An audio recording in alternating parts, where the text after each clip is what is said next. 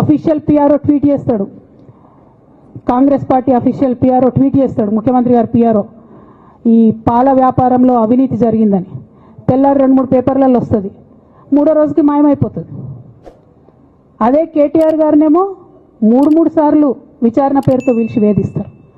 అంటే కేసీఆర్ కుటుంబం నికార్స్గా బరిగీసుకొని కాంగ్రెస్ పార్టీతో రేవంత్ రెడ్డితో కొట్లాడుతున్నాం కాబట్టి మా మీదనేమో కుట్రలు జరుగుతాయి, మా మీదనేమో కేసులు పెడతారు. మీ మాత్రం 1 or 2 days హెడ్లైన్స్ వస్తే తర్వాత న్యూస్ గాయబవుతుంది. ఎన్ని జరగలే చెప్పండి హరీష్ రావు గారి విషయంలో. ఫస్ట్ పాల వ్యాపారం మీద ఏమొచ్చినాయి ఆరోపణలు.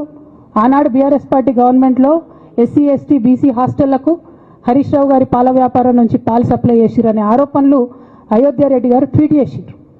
గతం 2 రోజులు పోయింది ఆరోపణ. ఎందుకు? సరెండర్. నెక్స్ట్ ఒక అభియోగం చేసిరు ముఖ్యమంత్రి గారు. రంగనాయక్ సాగర్ దగ్గర ఆయన ఫామ్ హౌస్ ఉంది, అది ప్రభుత్వ భూమి, కబ్జా చేసిండని.